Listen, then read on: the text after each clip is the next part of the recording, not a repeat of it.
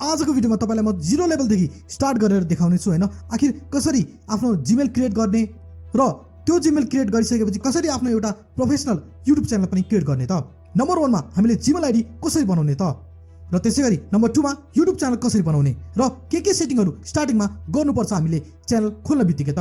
ती सम्पूर्ण जानकारी आजको भिडियोमा स्टेप बाइ स्टेप सिक्ने नै छौं। त्यसैले गाइस भिडियोलाई लाइक र च्यानललाई सब्स्क्राइब गर्नु होला ताकि भविष्यमा पनि यस्तै युट्युब र अनलाइन इन्कम रिलेटेड भिडियोहरुको नोटिफिकेसन तपाईहरुले पक्कै पनि फर्स्ट आवरमा पाउनु हुनेछ। हामी कम्प्युटर स्क्रिनमा आइसकेका छौं।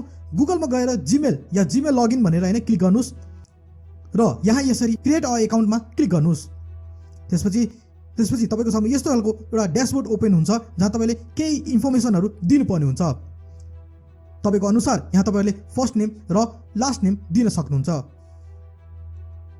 यसरी यसले तपाईलाई एउटा युजर नेम क्रिएट गरिदिन्छ भने तल केही अप्सनहरु यहाँ दिएका छन् जसमध्ये तपाईलाई मन पर्ने कुनै एउटा चुज गर्न सक्नुहुन्छ। त्यसैगरी अब यहाँ तल पासवर्ड राख्नुस् र फेरि पनि कन्फर्म पासवर्ड राख्नुस् र नेक्स्टमा क्लिक गर्नुस् र यहाँ तपाईको आफ्नै फोन नम्बर राख्नुपर्ने हुन्छ र यसका साथै यहाँ रिकभरी जीमेल पनि राख्नुपर्ने हुन्छ। अब यहाँ तपाईको डेट अफ बर्थ राख्नुस्, जेन्डरमा मेल फिमेल गरेर नेक्स्टमा क्लिक गर्नुस् र यहाँ हेर्नुस् त तपाईको जीमेल लगभग तयार भएको छ। अब यहाँ केही टर्म एन्ड कन्डिसनहरु छन् हैन। यहाँ डाइरेक्ट तल आएर आई एग्रीमा क्लिक गर्नुस् र यहाँ हेर्नुस् तपाईको जीमेल अकाउन्ट रेडी भएको छ।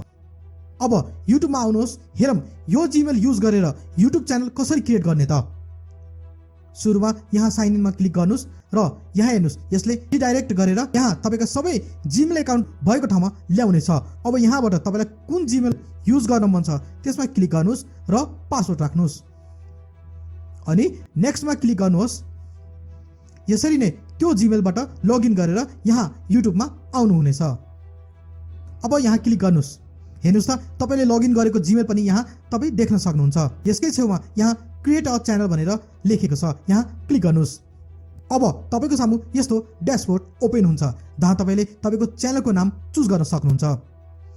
तपाईलाई मनमा लागेको आफ्नो मनमा लागेको र तपाईको कुन क्याटेगोरी हो त्योसँग रिलेट हुने खालको एउटा च्यानलको नाम लेख्न सक्नुहुन्छ र यहाँ क्रिएट अ च्यानलमा क्लिक गर्नुहोस्। यसरी तपाईको युट्युब च्यानल क्रिएट भइसकेको छ भने र तपाईको युट्युब च्यानलको ड्याशबोर्ड ओपन भएको छ। अब च्यानल त क्रिएट भयो तर कतिपय सेटिङहरु जुन कि यहाँ एडिट गर्न जरुरी छ। सो यहाँ कस्टमाइज च्यानलमा क्लिक गर्नुहोस् र यहाँ हेर्न सक्नुहुन्छ च्यानलको लेआउट, ब्रान्डिङ, बेसिक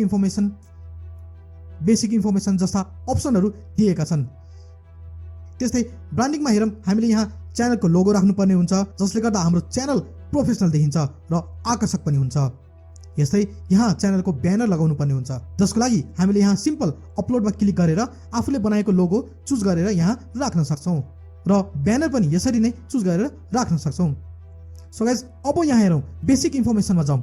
हामीले हाम्रो च्यानल के को लागि के को बारेमा छ र दर्शकहरूले यहाँबाट के हेर्न पाउने छन् त जस्ता कुराहरू डिटेलमा राख्न सक्छौं। र यहाँ हेर्नुस् मैले उदाहरणको लागि यसरी एउटा सानो डिस्क्रिप्सन लेखेको छु।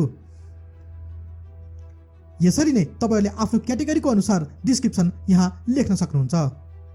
यस्तै यहाँ तपाईको च्यानलको युआरएल पनि पाउन सक्नुहुन्छ र जीमेल पनि राख्न सक्नुहुन्छ। यसपछि यहाँ पब्लिशमा क्लिक गरी सेभ गर्न सक्नुहुन्छ।